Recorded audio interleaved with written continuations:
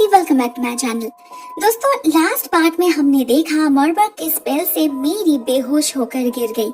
असल में सेबेस्टियन उसे इतने दिनों से मेरी का जो खून पिला रहा था, उससे ही मॉर्बर्ग कुछ हद तक मेरी को कंट्रोल कर पा रही थी। वो धीरे धीरे उसे अंदर से कमजोर कर रही थी और आज फाइनली उसकी ऐसी हालत कर दी उसने।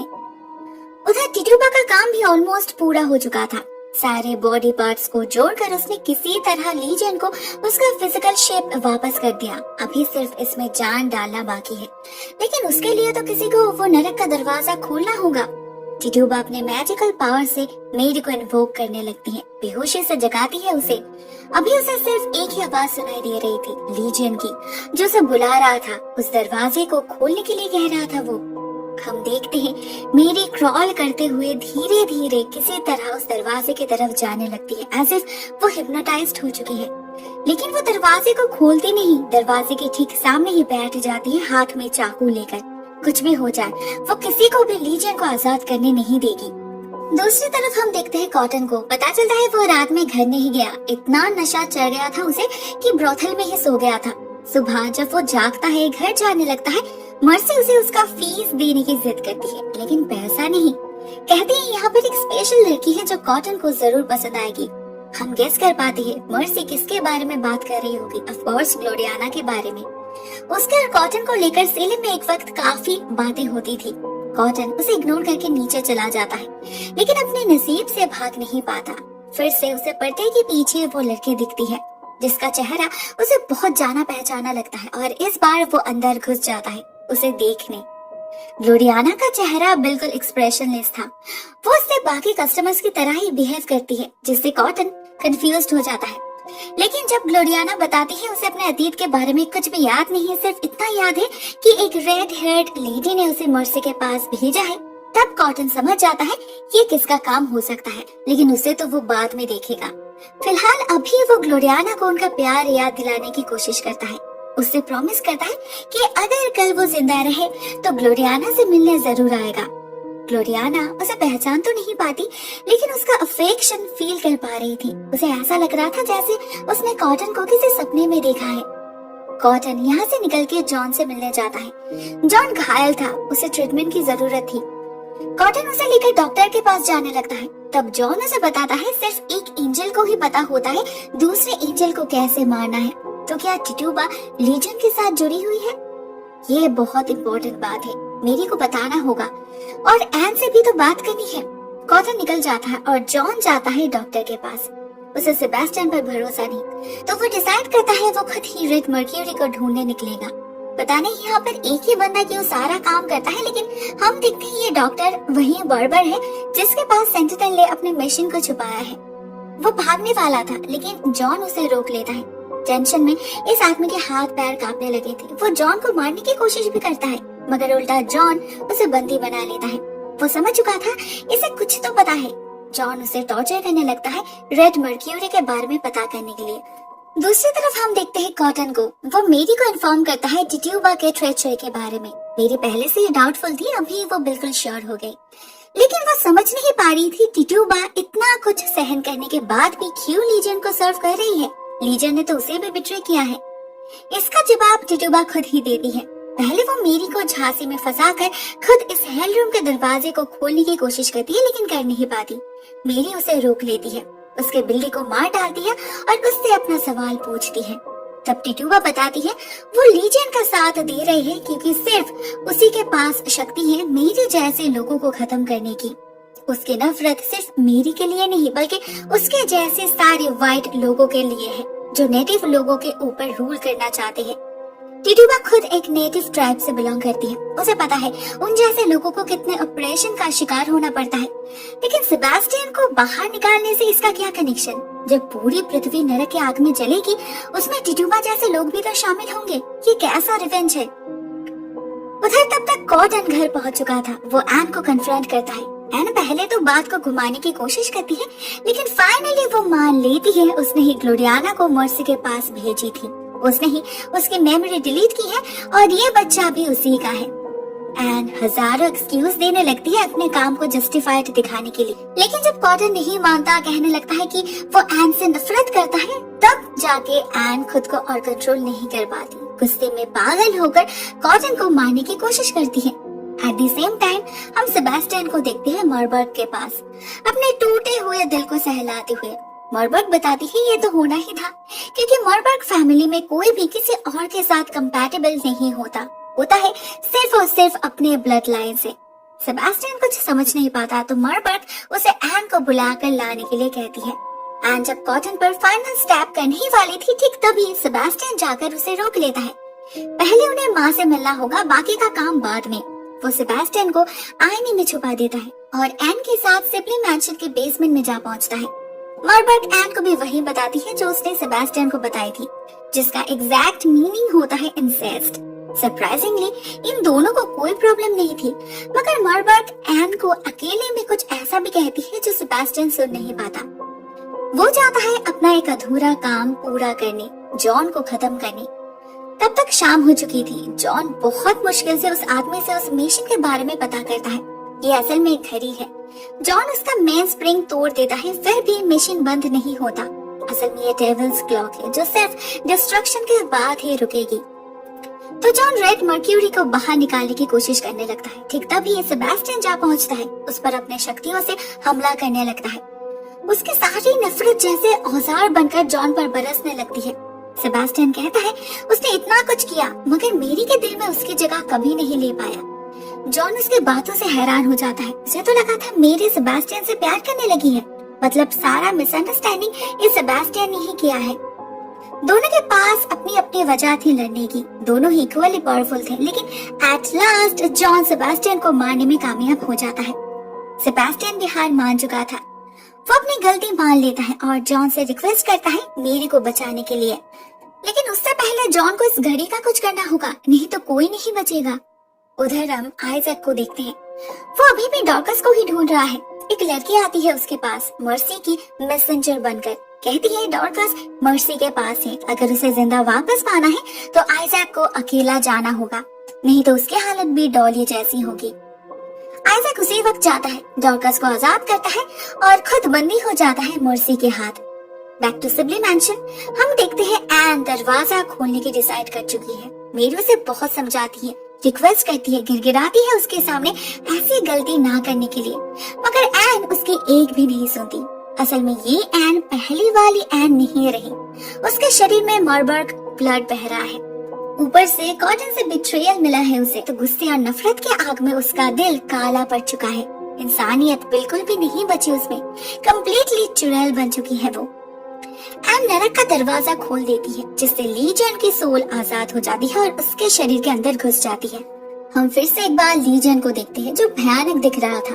वो अपनी माँ से शादी करने के लिए बिल्कुल तैयार था, लेकिन उससे पहले एक लास्ट काम पूरा करना है। वो एन को कॉटन को बुलाने के लिए कहता है। एन उसे आईने से आजाद करके ले आती है लीजन के सामने। तो लीजन उसके सामने दो ऑप्शन रखता है। कहता है कॉटन अगर अपने आप को सैक्रिफाइस करे तो वो सेलिम को बख्श देगा, कोई तबाही नहीं होगी, उसे बस इस दरवाजे से अंदर जाना होगा। इस पॉइंट पर कॉटन को समझ आता है इंक्रीज उसे क्या कहने की कोशिश कर रहे थे। आज तक वो समझ नहीं पा रहा था किस पाप के जुर्म में उसे नरक में जाना पड़ेगा। आज फाइनली उसे पता चला किसी पाप के कारण नहीं, बल्कि नरक में जाना उसका चॉइस होगा। कॉटन राजी हो जाता है नरक में जाने के लिए। अगर इससे लाखों लोगों की जान बच जाए, उसके ग्लोरियाना बच जाए, तो उसे कोई दुख नहीं। वैसे एन जैसे चुड़ैल के साथ जिंदा रहने से तो यही अच्छा होगा। वो नरक में घुस जाता है। एन खुद अपने हाथों से उसके पीछे का दरवाजा बंद करती है और उधर रेड मर्क्यूरी भी गायब हो जाती है। जॉन चैन की सांस लेता है। इतिहास में शायद पहली बार शैतान वादा करके निभाया है, लेकिन तबाही को रोककर उसे क्या फायदा हुआ? इसका जवाब हमें अगले सीन में मिलता है, जब हम लीजन के शरीर को डिफॉर्म्ड होते हुए देखते हैं। टिट्यूबा ने जहाँ जहाँ स्टिचेस लगाई थी वहाँ से स्किन फिर से फटने लग जाता है और अंदर से एक नया फिगर बाहर निकलता है, the adult legion. Of course मेरी एक बच्चे से तो शादी नहीं कर सकती। इस एडल्ट शरीर को पाने के लिए ही, अपने लाइफ सर्कल को स्पीड अप करने के लिए ही उसे कॉटन की जरूरत थी। उसके जैसे पायस सोल के सैक्रिफाइस से ही ये पॉसिबल हो सका। उसने सिर्फ सेलिम की तबाही ही रोका है, पूरी पृथ्वी की नहीं, वो तो होकर ही रहेगी। ब्लैक संडे जो शुरू हो चुका है। फिलहाल उसे अपने भाइयों की कोई फिक्र नहीं, सिर्फ अपनी परी है और अपनी प्यारी ब्राइड की। मेरी को तो उसे देखकर ही घिन आ रही थी, शादी तो दूर की बात है। यह शैतान और वेट करना नहीं चाहता था। वो एन से कहता है मेरी को तैयार करने के लिए। मेरी बहुत थक चुकी थी। वो एन से रिक्वेस्ट करती है उसे हेल्प करने के लिए, जो सरप्राइजिंगली एन मान भी लेती है। वो मेरी को इस दहशत से बचा सकती है। उसे अपने ही बच्चे से शादी नहीं करनी होगी, ना उसे सोना होगा उसके साथ। लेकिन इसके पीछे एन का भी एक फायदा है। वो मेरी को बेसमेंट में ले जाती है, मॉरबर्ग के पास, और उसके स्किन को काट के उसका खून पिलाती है अपने माँ को। इसके बाद एन मेरी को वेडिंग गाउन पहनाकर सुला देती है बिस्तर पर। मेरी की तबीयत बहुत खराब होने लगी थी। उसे ऐसा लग रहा था कि वो मरने वाली है। उधर मर्सी तो आइजैक को मारने के लिए बेताब थी, मगर तभी उन्हें ब्रॉथल के बाहर बहुत सारे लोग दिखते हैं जो हाथ में मशाल लिए चिल्ला रहे थे, आइजैक को छोड़ने की मांग कर रहे थे। डॉर्कस ले आई थी उन्हें देखकर हथौन डर जाता है। मर्सी से कहता है उन्हें आइजैक को छोड़ना ही होगा, नहीं तो ये लोग उनके टुकड़े टुकड़े कर देंगे। मर्सी को मजबूरन मारना ही पड़ता है।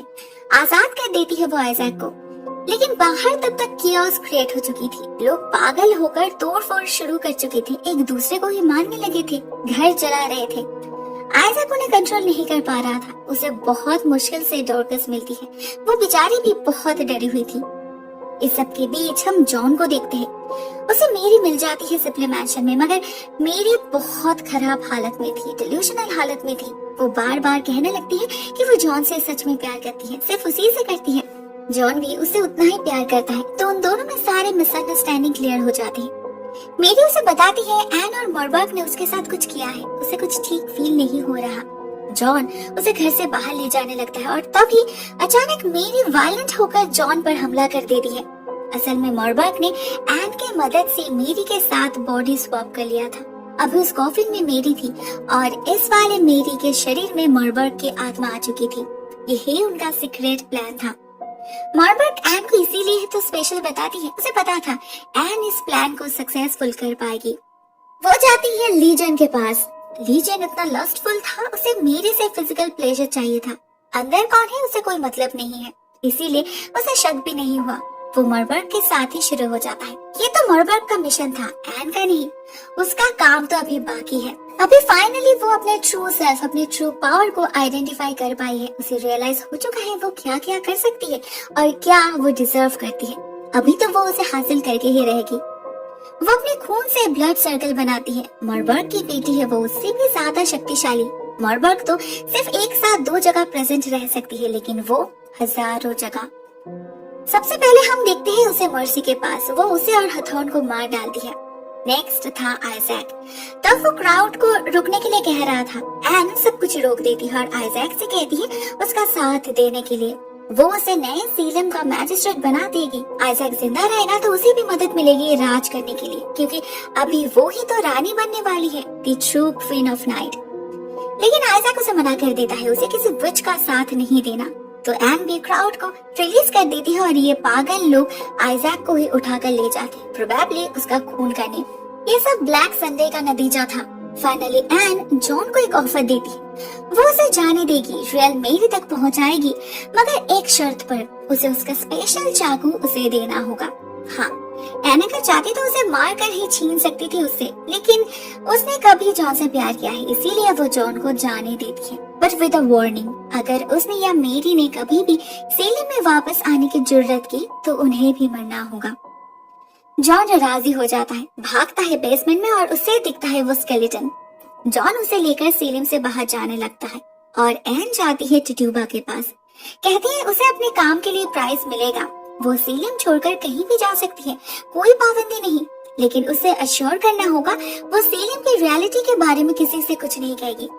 इस अश्योरेंस के लिए एन टिट्यूबा की सीयर पावर छीन लेती है और उसका मुंह बंद करके उसे बाकी स्लेव्स के साथ जहाज में भेज देती है, सेलिम से बहुत दूर। उसने ही तो चाहा था। शैतान का जस्टिस शायद इसे ही कहा जाता है। लेकिन इसके बाद जो होता है वो तो बिल्कुल ही अनएक्सपेक्टेड था। हम देखते हैं एन शैतान को ही मार डालती है उस चाकू से। अभी जब उसे अपना ट्रू पोटेंशियल पता चल चुका है तो वो क्यों किसी और को शैतान की ब्राइड बनने देगी, भले वो मेरी हो या फिर उसकी अपनी माँ।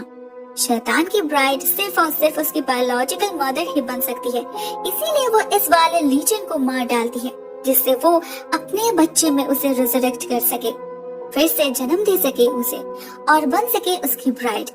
मॉर्बर्ग पहले इतना सब कुछ समझ नहीं पाई, वो चिल्लाने लगती है एन पर, लेकिन एन अभी जिस पॉइंट पर पहुंच चुकी है उसके ताकत के सामने मॉर्बर्ग कुछ भी नहीं, इसीलिए वो माफी मांग लेती है। उसे भी पता चल चुका है ये लड़की क्या क्या कर सकती है, मगर एन उसे माफ नहीं करती, मार डालती है उसे। और जैसे ही मॉर्बर्ग की मौत होती है उधर उस कंकाल में मेरी वापस आ जाती है। ये उसका नया जीवन है, तो उस पर और कोई कर्ज लागू नहीं होता, वो कहीं भी जा सकती है। तो वो जॉन के साथ सेलेम छोड़कर जाने लगती है। अभी फाइनली वो दोनों एक हो पाएंगे। नेक्स्ट डे सेलेम एक नया नजारा देखता है। जो लोग अपनी सैनिटी बचा पाए थे एन उन्हें मैनिपुलेट करने के लिए तैयार थी। वो सबके सामने प्रॉमिस करती है सेलेम को डार्क फोर्स से आजाद करने की।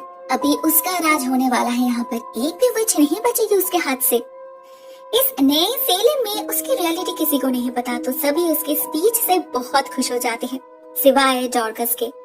उसे शायद भनक लग चुकी थी क्या होने वाला है। एट द फाइनल सीन हम एन को देखते हैं रॉयल अटायर में with her crown, absolutely ready to be the mother of Satan and also his bride. शायद इस सीरीज की सबसे इंटरेस्टिंग फैक्ट यही है एन की कैरेक्टर। पहले सीजन में कितनी अनइम्पोर्टेंट लगी होगी, मगर वही वीक कैरेक्टर एट लास्ट इस मुकाम तक पहुंच गई। दोस्तों यहीं पर ये सीरीज एंड हो जाती। मुझे पता है सबको पसंद नहीं आई, but I tried my best. आज के लिए बस इतना ही दोस्तों। Thank you so much for watching this series with me. मिलते हैं किसी नए वीडियो के साथ, तब तक के लिए टेक केयर।